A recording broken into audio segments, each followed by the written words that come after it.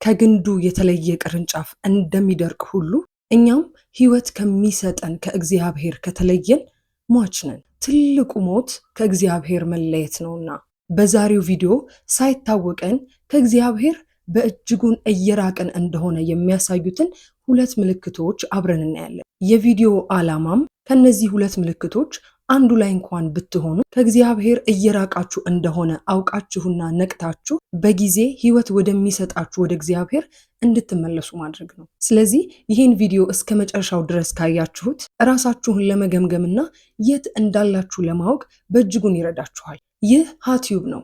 በመንፈሳዊ ሕይወታችን አብረን የምናድግበት መንፈሳዊ ቻናል ነው። የሀቲዩብ ቤተሰብ የሆናችሁ ላይክ በማድረግ እንድትጀምሩና ለብዙ ኦርቶዶክሳውያን እንዲዳረስ ሼር እንድታደርጉት በእግዚአብሔር ፍቅር ጠይቃችኋለሁ። ለቻናሉ አዲስ የሆናችሁ ደግሞ ሰብስክራይብ በማድረግ ይህን መንፈሳዊ ቻናል እንድትቀላቀሉ በትህትና ጠይቃችኋለሁ። ብዙዎቻችን ከእግዚአብሔር ስንርቅም ሆነ በመንፈሳዊ ሕይወታችን ስንቀዘቅዝ ብዙ አይታወቀንም። መንፈሳዊ ሕይወት ሂደት እንደሆነ ወይም ፕሮሰስ እንደሆነ ሁሉ ከእግዚአብሔር መራቅም ሂደት ነው። በአንዴ ርቀን አናገኘውም ራሳችንን፣ ግን ቀስ በቀስ ሳይታወቀን እየራቅን እንሄዳለን። ሂደት መሆኑ ደግሞ ምን ያደርጋል?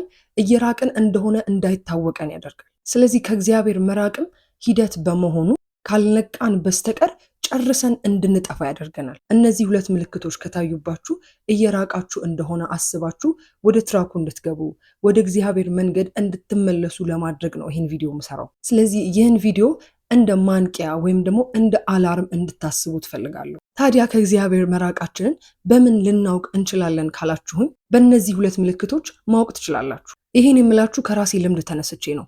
አሁን በእግዚአብሔር ቸርነት አሻሻልኳቸው እንጂ እነዚህን ነገሮች ማድረግ ልማዴ ነበር። እንደ ተራ ነገር በወስዳቸውም ግን ልካ ከእግዚአብሔር ቀስ በቀስ የሚያርቁኝ ምልክቶች ነበሩ። ያኔ ቀስ በቀስ ከእግዚአብሔር መራቄን ባለመረዳቴ ብቻዬን ስጠፋ በጣም በራሴ ተስፋ ቆርጬ ነበረ። ምክንያቱም ያን ያህል መራቄን ስላላወቅኩኝ መመለሱ የሆነ ዳገት ነበር የሆነብኝና መመለስ ራሱ እምችል አልመሰለኝም ነበር። ለዛ ነው ማንቂያ ደውል ይሆንላችሁ ያልኳችሁ። ምክንያቱም በጣም ከራቃችሁ በኋላ ብቻችሁን ከቀራችሁ ወይም እንደጠፋችሁ ከተሰማችሁ በኋላ መመለስን ትፈራላችሁ። አሁን ከዚህ በኋላ ልመለስ ነው፣ ይህን ያህል ርቄ ተመልሼ ልመጣ ነው የሚል ወደ ተስፋ መቁረጥ እንዳይወስዳችሁ በማሰብ ነው እነዚህን ሁለት ምልክቶች የምነግራችሁ። እነዚህን ምልክቶች ካወቃችሁ በኋላ ልክ እንደኔ እነዚህ ነገሮች እንደ ቀይ መስመሮች ነው የሚሆኑላችሁ። ሳይታወቃችሁ ርቃችሁ እንዳትጠፉ የሚከለክሏችሁ ቀይ መስመሮች ይሆንላችኋል። የመጀመሪያው ምልክት ኃጢአትን መለማመድ ወይም ደግሞ ኃጢአትን ሰርቶ ኖርማል መሆን፣ አለመጸጸት ማለት ነው። በፊት እኔ እንዴት ነበርኩ መሰላችሁ? ምንም ነገር ሳደርግ የእግዚአብሔርን ትእዛዝ ሳፈርስ ወይ ሰውን ሳስከፋ ትክክል ያልሆነ ነገር በማደርግ ሰዓት ምንም ነው የማይመስለኝ። ህሊናዬ ምንም አይወቅሰኝም። ኃጢአትን ተለማምጄዋለሁ።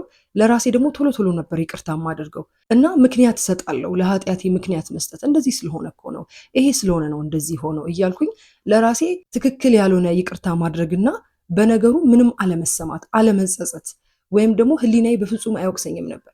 ይሄ አንደኛው ከእግዚአብሔር የመራቃችሁ ምልክት ነው። ለምን መሰላችሁ? መንፈስ ቅዱስ ቅዱስ ነው አይደለ? ስለዚህ ለማደሪያነት ቅዱስ ስፍራን ይፈልጋል። እኛ ሰውነታችን በኃጢአት በረከሰ በቆሸሸ ጊዜ ከኛ ይርቃል። ኃጢአትን ተለማመድን፣ ኃጢአትን ስናደርግ ኖርማል ሆነን አልተጸጸትንም ማለት ደግሞ ቅዱስ ለሆነው ለእግዚአብሔር መንፈስ ቅዱስ ማደሪያነት አንመችም ማለት ነው። ስለዚህ ይሄኛው አንደኛው ከእግዚአብሔር የመራቃችን ምልክት ነው። አሁን በጣም የምፈራው ነገር እሱ ነው። እግዚአብሔር በቃ የሚጸጸት ልብን የሚወቅስ ሕሊናን ስጠኝ ብዬ ዘወትር ነው የምጸልየው። ምክንያቱም ኃጢአትን እንደመለማመድ የከፋ ነገር የለም። የሁሉም ነገር መነሻ እሱ ስለሆነ ኃጢአትን ስንለምድ ወይም ምክንያት ስንሰጥ ወደ ንስሐ በፍጹም አንሄድም። ለራሳችን ይቅርታ እናደርጋለን እና ደግሞ መጨረሻ ላይ ሳይታወቅን ከእግዚአብሔር እየራቅን እንሄዳለን ማለት ነው። ለመንፈስ ቅዱስ ማደሪያነት እማንመች እንሆናለን። ስለዚህ በህሊናችሁ በሐሳባችሁ ኃጢአትን የመልመድ ሐሳብ ካለ ወይም ደግሞ ለኃጢአት ምክንያት የመስጠት ሐሳብ ካለ ይሄ ከእግዚአብሔር የመራቅ ምልክት እንደሆነ አስባችሁ እንድትነቁ ያስፈልጋል ማለት ነው። ብዙ ጊዜ ኮመንት ላይ ወይ ቲክቶክ ላይ የማናገራቸው ሰዎች እንደበደሉ፣ ኃጢአት እንደሰሩ፣ እንደከፋቸው፣ እግዚአብሔርን እንዳስቀየሙት በጣም ተሰብረው ሲነግሩኝ የሚገርማችሁ እኔ ደስ ይለኛል። ደስ የሚለኝ ኃጢአት ስለሰሩ አይደለም፣ ግን ያ የመጸጸት ስሜት ስለተሰማቸው። ምክንያቱም ምንም የማይመስለው ሰው ስላለ ነው። እና መጸጸት ቀላል ነገር አይደለም። ኃጢአት ሰራው ብሎ ማመን የእውነቴን ነው የምላችሁ ቀላል ነገር አይደለም። ልባችሁ ከደነደነ ኃጢአት ሰርታችሁ ምንም ካልመሰላችሁ ነው ልትፈሩ ልትደነግጡ የሚገባችሁ እንጂ የሚጸጸት ልብንማ እግዚአብሔር ይፈልጋል እኮ።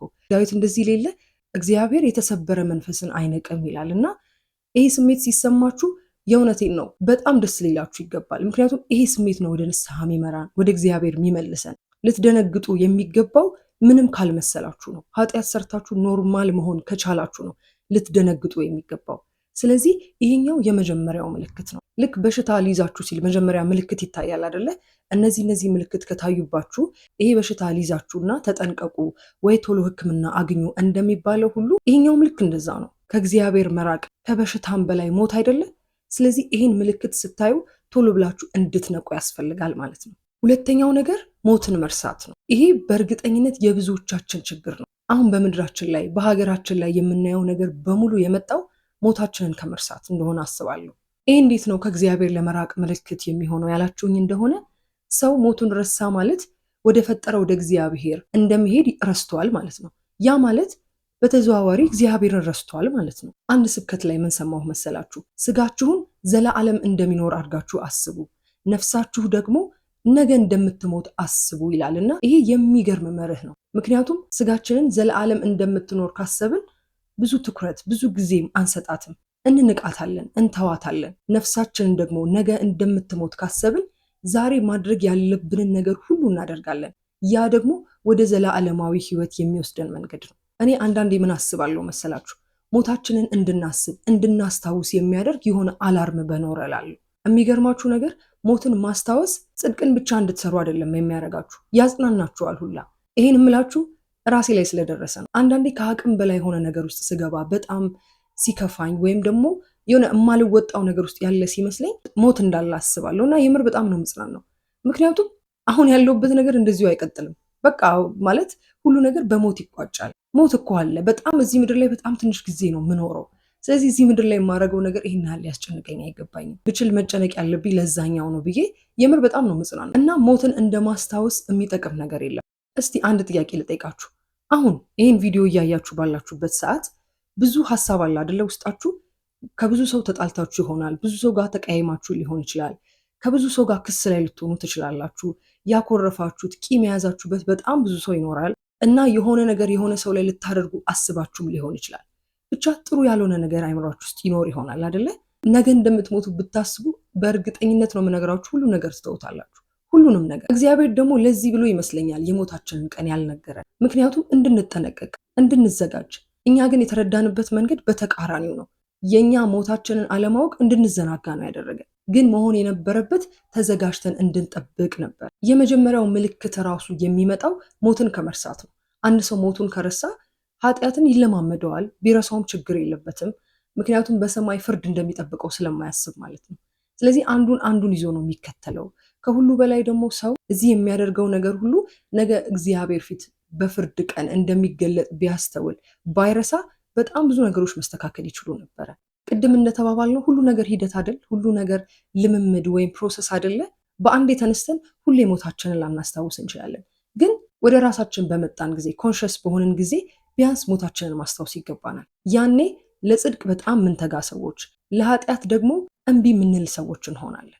ስለዚህ እህት ወንድሞቼ እናንተ የት ናችሁ? ከነዚህ ምልክቶች ውስጥ የትኛው ተገኘባችሁ? በእርግጠኝነት ይሄ ሐሳብ የት እንዳላችሁ ራሳችሁን እንድትመረምሩ እንዳደርጋችሁ አስባለሁ። ከነዚህ ሁለት ምልክቶች ውስጥ በየትኛው እንዳላችሁ ደግሞ ኮመንት ላይ ጻፉልንና እንማማርበታለን። ከዚህ ውጪ ደግሞ እነዚህ ሁለት ነገሮች እንድናደርግ ማለትም ኃጢአትን እንዳንለምድ ወይ ለኃጢአት ምክንያት እንዳንሰጥና ሞታችንን እንዳንረሳ ምን ማድረግ እንደሚሻል መፍትሄ ነው ብላችሁ የምታስቡትን ነገር ኮመንት ላይ ጻፉልንና አብረን እንማር። እግዚአብሔር ቢፈቅድ በሚቀጥለው ደግሞ በሌላ የቪዲዮ ሐሳብ እንገናኛለን። በነገራችን ላይ ይሄ ቻናል ለሁላችሁ ክፍት ነው። እንድንወያይበት እንድንመካከርበት የምትፈልጉት ሐሳብ ካለ ኮመንት አድርጉልኝ። ሁሌም እንደምንለው ክርስቲያናዊ መንፈሳዊነት ዘለዓለማዊነት ነውና በእግዚአብሔር ቸርነት በመንፈሳዊ ሕይወታችን ኑ አብረን እንደግ።